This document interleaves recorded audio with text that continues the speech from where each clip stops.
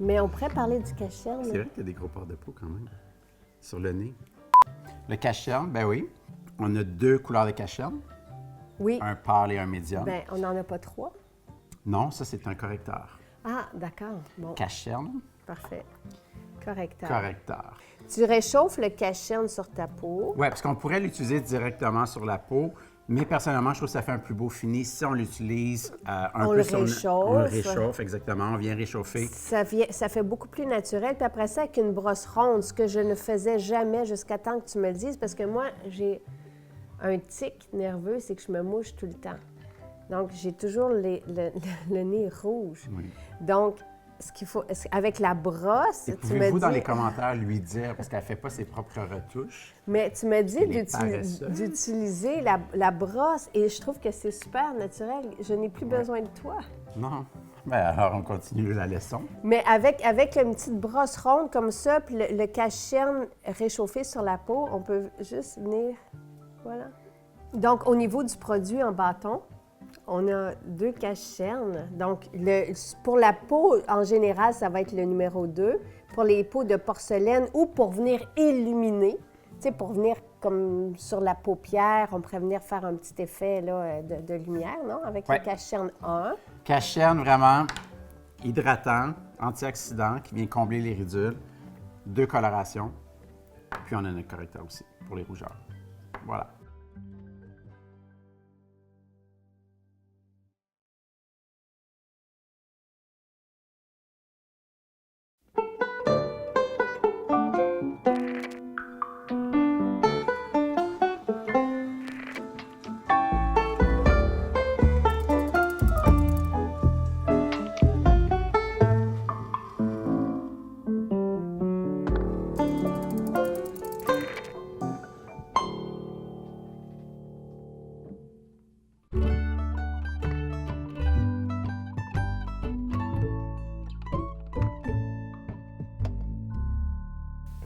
Juste là, il y a 2 secondes, on argumentait sur les priorités. Puis tu me disais, on ouvre dans 2 semaines, parce que ma blonde a décidé d'ouvrir un bistrot. Fait que moi, je t'ai dit, on peut ouvrir dans 3. On peut. Bon. Mais Alors, ça il faut quand pressait même pas se ce mettre matin. une date. Tu sais, les dates qui me viennent, après ça, c'est une fixation. Il faut mettre une date. L'autre fois, on était chez ton cousin, puis il s'était mis une date pour son hôtel. Ouais. Puis il est en train lui-même de passer à la balayeuse, puis j'ai trouvé ça beau. Oui. Fait que qu'on fasse de quoi, il faut se fixer une date, parce que sinon, on tourne en rond. Puis en même temps, il faut débuter cette aventure-là, parce que la plupart des gens ne les débutent pas. Oui. Moi, ce que j'ai envie de dire aux gens, c'est de ne pas attendre. Et ça, tu me dis souvent ça quand je pars en conférence. Bien, c'est un peu ça. Moi, je vois des gens, puis je pense qu'on a déjà un peu trop... on a déjà parlé, mais les gens font plein de plans.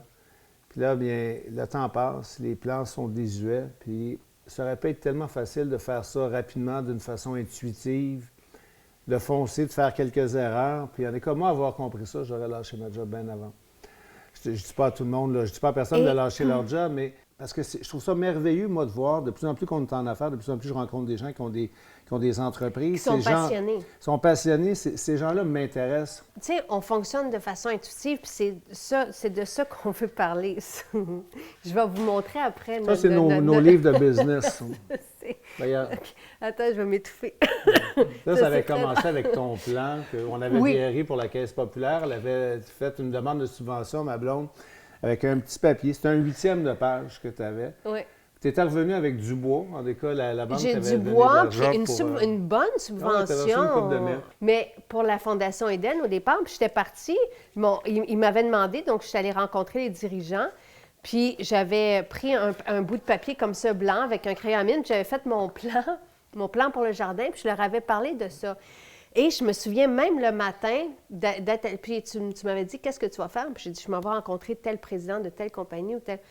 Puis tu étais un peu, tu disais, ah, elle m'en a pas parlé avant. Et ça, j'aime ça aussi. Ça ne veut pas dire de ne pas se préparer. Tu sais, à un moment donné, il faut se préparer. Il y a quelqu'un qui s'en va voir un client, il y a un sales pitch à faire ou il y a une proposition.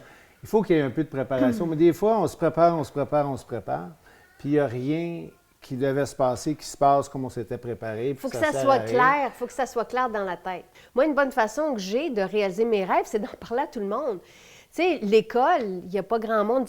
J'en parlais, que je voulais fonder une école, tout ça. Puis à un moment donné, il y a du monde qui ont eu le même désir que moi, qui sont embarqués.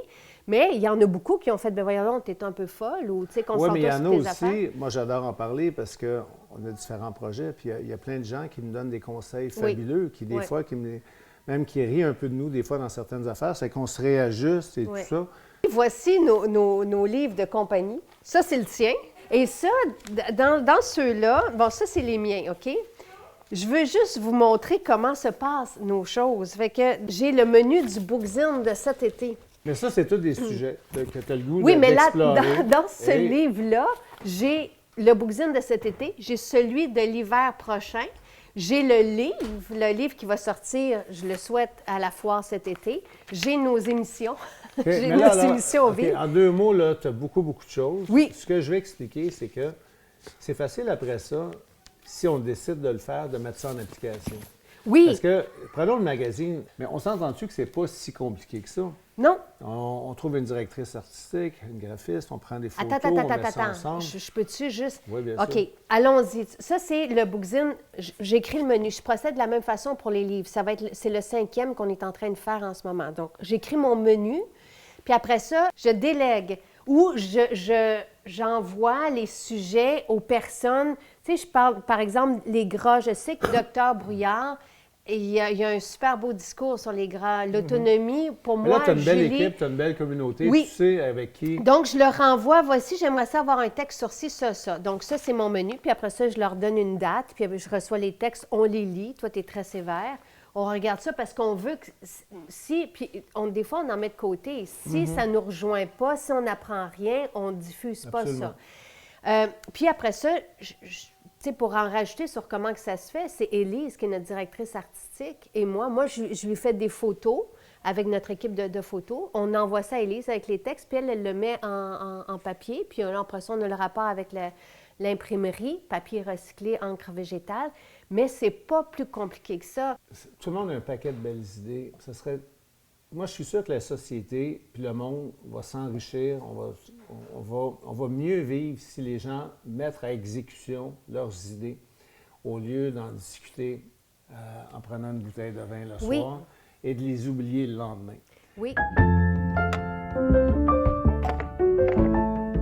Donc, on va faire un retour. Tu étais venu pour un spécial femmes. Les femmes ont apprécié infiniment, mais il y a encore beaucoup de questions. Puis c'est ça qu'on s'était dit, qu'on allait revenir là-dessus. Tu as vu les questions passer. En gros, je pense que les femmes aimeraient ça avoir des solutions. Nous, on a mis l'article que tu avais écrit. Oui, sur la ménopause, oui. C'est ça, sur la ménopause, mais quelles sont les solutions ou les possibilités, pas les solutions, les possibilités de se soigner naturellement quand on a, par exemple, on va toutes les passer en ménopause. On va commencer par la question la plus posée. Et quand les femmes ont leur période, c'est ça qu'ils veulent savoir, là, tu sais, puis que c'est douloureux ou que c'est abondant. Qu'est-ce qu'on peut faire naturellement pour s'aider? Oui. On peut y aller en étapes, hein, parce que sinon, on va parler Sinon, d'une c'est vie ça. féminine. Là. Oui, oui. Il y a des étapes là-dedans. Oui. Là. En fait, si on commence avec le syndrome prémenstruel. Syndrome prémenstruel, c'est pas une maladie, OK? Il faut le dire à nos chums. Oui, c'est ça. Disons-le maintenant. Syndrome prémenstruel, comme je l'expliquais, c'est aussi un reflet du mois qu'on a vécu, OK? C'est pas nécessairement qu'on gère... il y a un facteur hormonal, là. Il y a des femmes qui vont avoir son syndrome prémenstruel plus accentué à l'ovulation, là où l'estrogène est à son maximum, juste avant que la progestérone embarque. Fait que c'est là qu'il y a le plus d'inflammation. L'estrogène amène un facteur inflammatoire qui est nécessaire. Okay? Ce n'est pas une mauvaise inflammation. Si on veut décoller la matrice, si on veut être menstrué, bien, il faut des facteurs inflammatoires pour venir arracher ce tissu-là. Fait que c'est quelque chose qui est naturel. Il faut juste arriver à faire une belle balance. Puis il y a des femmes, ça va être plus 2-3 jours avant les menstruations que là, la fatigue, habituellement, c'est là qu'elle va se présenter, ou l'irritabilité, l'insomnie, plus de constipation. Puis ça, c'est quand il y a vraiment une descente des 2 hormones. Est-ce que c'est un chat féminin? T'es un attrait... C'est ça. on voit les hormones souvent dans une case à part, comme système endocrinien, mais c'est très système digestif aussi, les hormones. Il faut penser au métabolisme hormonal. Il n'y a pas de moment dans le mois où on tombe à plat avec 0 manifestation hormonale. C'est juste qu'il y a une fluctuation et c'est le foie qui est tenu responsable de le gérer, de retirer les hormones, de les transformer, de l'éliminer dans l'intestin. C'était pour ça que je parlais des 3 piliers, entre autres, en ménopause, là, la gestion de stress, le foie et l'intestin. Ça travaille intimement ensemble. Fait qu'on va avoir une alimentation qui est conséquente. Si on passe un mois avec beaucoup de stimulants, beaucoup de café, beaucoup de chocolat, beaucoup de thé, beaucoup de sucre, par exemple, bien, on va avoir un facteur inflammatoire qui accompagne l'estrogène beaucoup plus important. Fait qu'on va avoir une drop hormonale plus importante. T'sais? Fait qu'il y a ça. Donc, chaga. Oui. Hey, je prends du chaga, c'est parce oui, que... c'est fantastique. Vraiment, avec un petit peu de sirop d'érable. Oui, puis ta dent sucrée. Non, mais c'est délicieux. Je veux pas, bon. j'ai pas éliminé complètement le café, mais j'en prends et je diminue, tu sais, j'en prends. Mais j'aime vraiment remplacer. Donc, quelqu'un qui aurait des gros symptômes, couper les stimulants. Oui. Bien, en fait, déjà, parce que, bon, la dépendance au café, c'est une réalité, là. Je veux dire, on est tellement sollicité, on a besoin de performer, puis on est toujours en train de courir après son énergie, là. Fait que si quelqu'un veut déjà remplacer le café, parce que le café va amener aussi une perturbation au niveau des glandes mammaires, hein, ça va compacter le sein. Fait que les femmes qui ont tendance à faire des kystes, c'est souvent des kystes fonctionnels, là, plus au niveau de l'aisselle, là. Fait qu'autour des menstruations, on va sentir que c'est plus compact, puis ça diminue, puis ça peut revenir, là.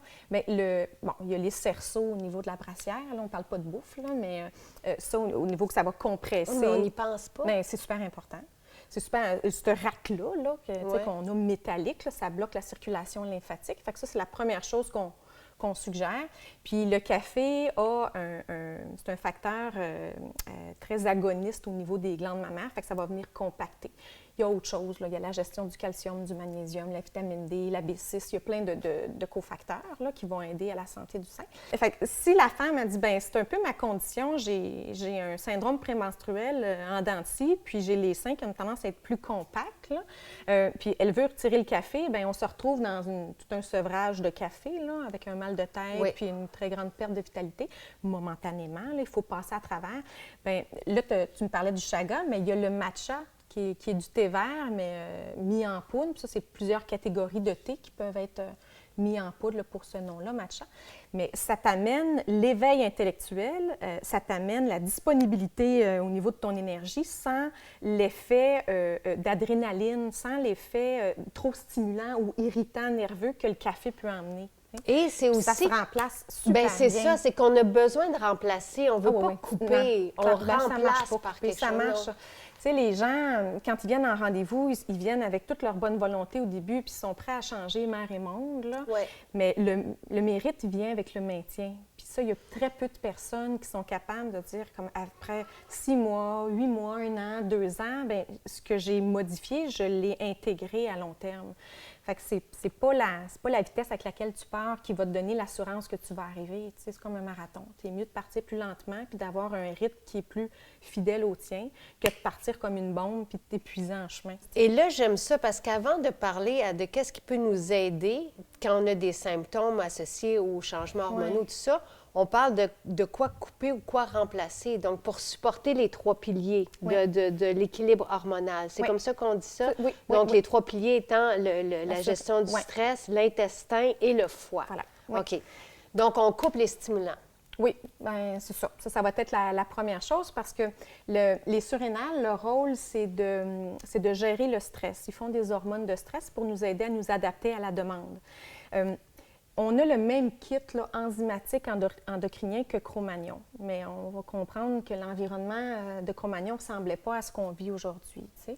Fait que l'environnement c'est un anglicisme, mais beaucoup plus de challenge sur le corps qu'à l'époque. À l'époque, un mammouth s'en venait en courant, on le fuyait, puis le stress, il tombait. Tu sais, je veux dire, c'était pas perpétuel, le stress. Tandis qu'ici, en Amérique du Nord, bien, des facteurs de stress, on en crée, on en imagine, on en fabrique de toutes pièces, puis on en vit énormément, des stress émotionnels, financiers, familiaux, tout ça.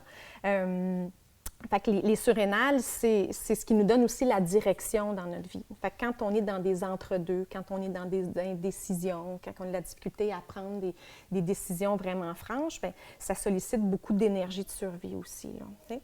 Puis il faut savoir que le cerveau humain est programmé pour 2 choses. La première chose, c'est assurer la survie et ensuite reproduire l'espèce. Puis ça, c'est hyper important. Puis même en ménopause, même si on dit reproduire l'espèce, ce qu'on veut dire en arrière de ça, c'est faire un équilibre hormonal. Et tu ne pourras pas y arriver tant que tu es en état de survie. Fait que là, tu as les plantes adaptogènes, évidemment, comme herboriste, là, je me réfère aux plantes adaptogènes. Puis ça, j'en avais parlé dans, je pense que c'est le Bookzine, j'en avais parlé. Fait que c'est des plantes qui nous aident à nous adapter au changement. Changement étant vu comme un stress pour le corps. Un stress, c'est pas juste quelque chose de psychologique, là. Un stress, c'est une grossesse, par exemple. C'est un stress pour mon corps parce que ça me demande à me réadapter. Courir le marathon, des changements de climat, par exemple. Une alimentation trop salée, une déshydratation. Les changements aussi, comme arrêter le contraceptif, arrêter l'allaitement, un après-grossesse, tous ces changements. Les commencer et les finir, là, tout ce qui amène ton corps toujours à devoir se réajuster dans son équilibre. On appelle ça un stress. Donc, les plantes adaptogènes vont vraiment aider, comme... on a le ginseng sibérien. Ça, c'est une plante fantastique parce que ça permet de faire plus à partir de moins. Puis ça, on aime ça en Amérique du Nord. Tu dors moins bien, mais tu as autant d'énergie. Ta digestion n'est pas impeccable, mais tu le ressens moins. Fait que tu peux partir avec une petite quantité de vitalité, mais tu es capable de faire un petit peu plus. Ça ne te rend pas Wonder Woman ou Superman, là, mais ça te permet quand même de surfer à travers les besoins en n'ayant pas toujours là, les cernes qui pendouillent. Fait que tu as celle-là, par exemple, puis en changement hormonal, elle est vraiment intéressante. Tu as la graine de lin. C'est pas une plante adaptogène, mais elle va faire la relation entre l'équilibre hormonal, parce qu'elle contient des lignines, des lignanes. Puis ça, c'est un facteur qui vient stabiliser l'estrogène. Puis elle va travailler au niveau de ton foie, au niveau de l'intestin pour éliminer les hormones qui ont fait leur vie et qui devraient normalement sortir. Il y a aussi, pour faire le lien entre autant ménopause que SPM, il y a le pissenlit. Le pissenlit, lui, il vient permettre de capter les hormones puis de les jumeler au niveau du foie pour aider à leur élimination, pour pas qu'on se retrouve en surexposition de vieilles hormones. Donc là, on sait un peu, avec les plantes adaptogènes, on va supporter les symptômes, que ce soit au niveau, donc peu importe les symptômes qu'on vit au niveau d'un déséquilibre hormonal, d'un ajustement. C'est tout le temps là qu'il faut que tu commences. Il faut toujours se souvenir que tant que ta survie n'est pas assurée, puis ça, c'est peu importe le niveau de stress, tu n'arriveras pas à un équilibre hormonal. Puis c'est quelque chose qui est logique à comprendre. Si tu as un mammouth qui arrive sur toi, c'est pas le temps d'avoir une grande libido, d'avoir un désir de reproduction. Le but, c'est de te pousser. En gros, c'est ça. Et ça, pour peu importe le déséquilibre ou les symptômes hormonaux qu'on veut. Peu importe l'âge aussi. Hein? Peu importe l'âge. Il n'y a pas de limite pour prendre des plantes adaptogènes. Ce n'est pas réservé à 40 ans plus là, ou à 55 plus. Là. Donc ça, il n'y a pas de souci. Merci. Ce que j'aime de notre collaboration, Christian, c'est que tu es le point de départ pour la santé. Tu as été le point de départ pour notre santé à nous. Après ça, je me suis mis à aimer la salade et les jus verts, à la manger, à la diffuser, à parler de ça avant même de parler de produits pour la peau. Et tu es vraiment l'expert qui est dans ce domaine-là depuis toujours pour venir nous aider à nettoyer notre intestin, parce que tout part de là. Le bien-être, la santé, la légèreté pour se réaliser. Et ce que j'aime de toi, c'est que tes plantes, tes botaniques, comme tu les appelles, tu vas les puiser à l'état sauvage où tu as vraiment fait le tour pour aller trouver tes pickers. Bien, moi, je préfère sauvage. Mais quand le sauvage n'est pas disponible, on va bio. Mais le sauvage est encore plus puissant que le bio parce que c'est pas cultivé par l'homme. C'est des plantes qui poussent par elles-mêmes dans la nature. Puis quand elles poussent par elles-mêmes, les plantes, bien, vu que l'homme n'est pas là pour enlever les autres herbes, bien, elles doivent travailler pour pousser, puis elles ont plus de puissance. Donc, toi, tu te sers des herbes pour nettoyer puis pour être bien à l'intérieur. Oui, absolument. Les herbes, ça nettoie. Une herbe, c'est une conscience. C'est vivant, une herbe. C'est conscient. Donc, ça nettoie mon corps, mais ça m'amène aussi de la vie. C'est vivant, une herbe. Puis quand je prends une herbe, je me nettoie, mais une herbe nourrit aussi. C'est beaucoup plus nutritif des herbes que des fruits et des légumes. Beaucoup plus. Comment on peut calculer ça? Tu sais, j'ai de la difficulté à comprendre ça. Bien, c'est parce que nos sols d'agriculture, c'est des sols que nous-mêmes, on enrichit avec du compost, etc. Dans la nature, c'est une conscience et une intelligence dans la nature. Donc, quand une plante pousse à un endroit, c'est parce que c'est l'endroit idéal pour elle pour pousser. Puis la plante, elle, son travail, c'est de rééquilibrer le sol. C'est fantastique. Les herbes, ça guérit le sol. Donc ça quand va on venir les prend, la même chose. Donc, ta gamme de produits, c'est toi qui les as développés. Oui. Et c'est toi qui es allé chercher les herbes un peu partout, surtout à l'état sauvage. Oui. Tu connais les cueilleurs. Oui. Et c'est toi, après ça, qui les fabriques dans ton laboratoire. Absolument, exactement. Parce que je sais que l'herbe sauvage, c'est supérieur au bio. Mais bio est extraordinaire. Là. Acheter ses fruits et légumes bio, c'est un must là, si on veut changer la planète, etc. Mais au niveau des herbes sauvages, c'est supérieur. Donc, tu vas te servir des herbes pour nettoyer l'intestin puis pour nourrir les tissus. Absolument. C'est ça, ta gamme de produits, c'est ça. Ouais. Les 75 trillions de cellules sont nourries par les herbes. Parce que les herbes sont plus nutritives que les fruits et les légumes. C'est de la nutrition supérieure.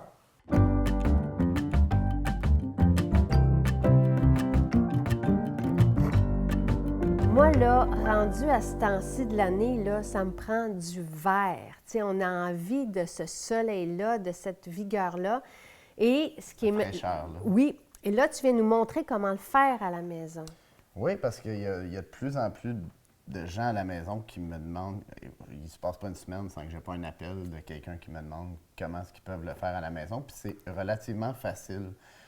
C'est sûr que je garantis pas un succès comme ça dès la première fois, mais Faire. les gens, puis il y a un plaisir en même temps. S'il y a des gens qui ont des jeunes enfants qui ont de la difficulté à leur faire manger leurs légumes, bien, faites-leur pousser leurs propres légumes, voir s'ils vont avoir de la difficulté à le manger. C'est sûr que c'est plus attrayant pour eux. Puis c'est quelque chose qui se fait, là, ce que vous voyez ici, dans le fond, ça a été fait vendredi dernier. Là, fait que c'est rapide.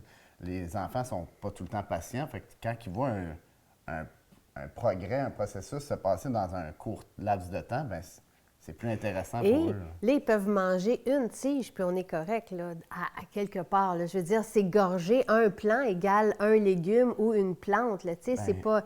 Moi, tu le sais, l'été dernier, j'ai pris tes pousses de tournesol, puis je les ai laissés dans la terre pour avoir des tournesols aussi. Puis, bien, le tournesol, d'ailleurs, là, pendant qu'on en parle, c'est un des plus riches en protéines. C'est une des protéines végétales les plus complètes. Puis, on parle de 23 de protéines par portion. Bien, donne-nous quelques autres faits comme ça. Le brocoli, il est assez plaisant aussi. Le brocoli, il y a des statistiques qui disent qu'un once de micropousse de brocoli équivaut à une livre et demie de pieds de brocoli en nutriments. C'est immense. C'est quoi la différence entre une micropousse et une pousse? La micropousse, en fait, c'est juste des étapes différentes. C'est des stages. On peut partir avec la germination. Dans le fond, la germination, c'est...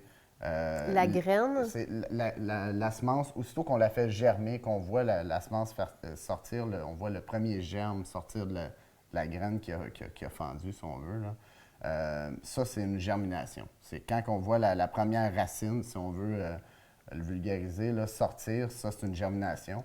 Le stade suivant, la micropousse, c'est quand on voit la première petite tige sortir avec les premiers petits cotylédons. Les cotylédons, souvent, c'est les premières feuilles qu'on voit qui ne sont pas réellement des feuilles, qui sont différentes de la feuille finale qu'ils vont avoir. On apprenait ça en biologie. Exact. Les cotylédons. En sciences, nous autres, ils appellent ça science nature. C'est ça. Puis, donc, ça, dans le fond, c'est la micropousse. Parfait. Ce stade-là va être la micropousse. Ensuite, donc, très riche en nutriments, c'est ça? Parce que tous les nutriments sont condensés dedans. La plupart des nutriments se trouvent déjà dans le plant au format bébé. Un plant final de brocoli, par exemple, est 90 d'eau. Les nutriments, tu les retrouves pratiquement tout, et même des fois plus, dans le bébé plant. Dans le fond, ce qui est important à la terre, c'est qu'elle soit bien humide. Si vous faites juste prendre une terre sèche et puis l'arroser, ce qui se passe, c'est que l'eau va se drainer, puis jamais votre terre va se gorger complètement. OK.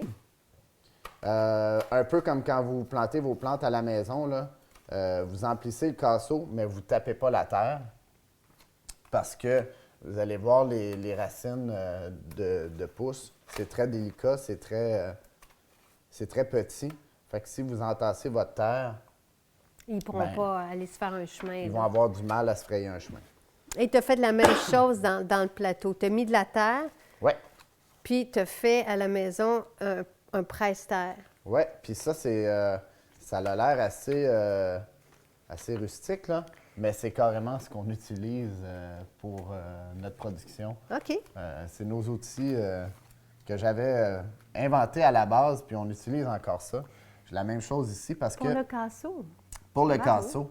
Parce que dans le fond, il y a certaines semences, comme je disais, que je vais mettre sur la terre, que juste en les mettant par-dessus le terreau et puis les mettre en état de serre, ils vont germer. Il y a des semences, par contre, des semences à coquille comme le tournesol, où la semence est dans la coquille, ou des semences plus grosses que le radis. Je ne sais pas si on peut voir de près, là. Ça, c'est le radis. N'importe quelle semence qui va être plus grosse que le radis, je les mets sous terre. OK. Tous les semences radis et plus petits, j'arrive à avoir un meilleur résultat sur la terre. Comme ça, la semence, parce que c'est des légumes, des pousses à chair vraiment fine, ils vont avoir du mal à se frayer un chemin sur la terre. Si on les met en dessous, OK. Puis souvent, ce que ça va donner, c'est que ça ne donnera pas un beau petit tapis égal comme ça. C'est qu'il y en a qui vont germer plus rapidement que d'autres. Puis là, pour donner quelque chose de bien uniforme comme ça, j'apprends tous tes secrets. C'est mon truc. OK, Je c'est suis en train de bon. partager mes secrets. Oui, mais là. c'est le fun, Steve. C'est merveilleux parce qu'écoute, sinon, On est en c'est famille, décourageant. On est en famille, puis c'est décourageant si tu te donnes tout ce mal-là, puis ça ne pousse pas. Non. Fait que merci de les Donc, partager. ça fait partie de mes secrets. C'est que la plupart des semences, je les sème sur la terre. Il y a seulement comme le tournesol que j'expliquais, les pois. On parlait des pois, l'herbe de blé, la coriandre. La coriandre, je la sème sous terre aussi. Donc, quand tu sèmes sous terre, tu vas venir... je vais venir taper un petit peu. Taper ta terre. L'important, c'est que, étant donné que je n'ai pas écrasé dès le départ, j'ai encore un jeu. Là. Donc, en la tapant un petit peu, je n'empêche pas de germer et de former ses racines. Même chose pour le grand plateau ici. Je ne l'avais pas empli au complet. J'ai juste mis un fond. Là, j'ai pu le taper comme il faut. Puis après ça, je vais pouvoir appliquer mes semences et puis y mettre une fine couche de terre. Une autre chose qui est important, c'est de ne pas mettre trop de semences. On veut avoir un casseau qui est fourni. Oui. Fait que ça prend quand même passablement de semences pour arriver à un contenu comme ça. Mais si on en met trop, là, si les semences se trouchent trop dans notre casseau, là, on crée de la moisissure. C'est que dans le fond, une et l'autre ne respirent pas et puis on va avoir des moisissures dans le casseau. Donc, ici, j'ai une tablespoon, une teaspoon. Je peux faire la traduction. Une cuillère à table et une cuillère à thé. Donc, on applique les semences. C'est important, comme je disais, de les étaler comme il faut, d'avoir le moins de semences possible qui se chevauchent une et l'autre. Là, je ne penche pas trop pour pas que ça dégringole, là, mais on le voit. Là. Fait que ça, c'est le secret d'un beau plateau. Oui. Donc, ça, c'est le chou rouge. J'ai mis une teaspoon pour notre contenant de 3 pouces par 1 pouce. Pour ceux qui sont français. Là, on se pratique un peu la dextérité pour que ça soit pas tous empilés. Là, ça a l'air de rien. Mais on fait des mouvements fluides. Là, c'est comme ça qu'on peut avoir un casseau qui est bien uniforme comme ça. Donc, on nettoie les trucs à chaque fois. Donc, vous voyez, là, il y a seulement le tournesol qui est un peu plus entré dans le contenant. C'est lui qu'on va enterrer sous terre. Donc, même chose, une cuillère à table, une cuillère à thé. En fait, celui-là, non. C'est une cuillerée à thé et demi. Donc, ici, on a eu une cuillerée à table, une cuillerée à thé. Ici, j'ai mis une cuillerée à thé seulement pour le chou rouge. Et puis, pour le radis, j'ai mis une cuillerée à thé et demi. Donc, comme je disais, là, ils ont des quantités. Vu la grosseur de la semence, si la grosseur de la semence est différente, plus la semence est grosse, plus ma quantité va être grande. Bébé se réveille. Bébé se réveille. Tu veux-tu le faire tout seul? Il n'y a aucun problème. Oui, je suis là, mon bébé. Mon plateau, dans le fond, équivaut à 12 portions de mes petits contenants. Donc, normalement, je mettrais par petit contenant une cuillerée à table. Là, ce que je vais faire, c'est que je vais en mettre 12. Donc, L'important, encore une fois, c'est d'y aller le plus uniformément possible. Là, je vais essayer. C'est sûr que je me casse un peu moins la tête dans les serres. On va essayer de ne pas en mettre partout. Donc, je m'en viens juste recouvrir ma semence, comme ça ici, uniformément, sans appliquer de pression. Ensuite, là, l'étape suivante, c'est d'attendre. Mais pendant qu'on attend, dans le fond, naturellement, à tous les jours, on doit le vaporiser. Fait que ça, c'est plus le peroxyde, c'est seulement de l'eau claire. C'est de le vaporiser comme ça, de temps à autre, et de créer un effet de serre. Donc, l'effet de serre, on va le créer en appliquant un contenant. Ça, vous allez pouvoir trouver ça, ces plateaux-là, dans les petites pépinières, là, assez facilement. C'est juste de le recouvrir comme ça. Ici, on a pris une cloche à gâteau, dans le fond, là, les gâteaux qu'on achète à l'épicerie. Ça, c'est le résultat final, on dirait, environ 4 jours après. Si jamais vous en produisez plus que vous pouvez en consommer, en fait, vous pouvez tout simplement, quand ils sont rendus à grandeur, à hauteur voulue, les placer au réfrigérateur. Ce que ça fait, dans le fond, c'est que les pousses vont tomber en dormance. Ils restent vivantes, ils restent aussi goûteuses, mais ils tombent en dormance, donc ils arrêtent de grandir parce que plus la pousse grandit, plus elle perd de sa concentration en goût et en nutriments. Donc, l'idée, là, c'est quand ils sont arrivés à maturité, soit vous les consommez, soit vous les placez au réfrigérateur pour les garder courtes. C'est aussi simple que ça, faire des pousses. De rien, Jacinthe!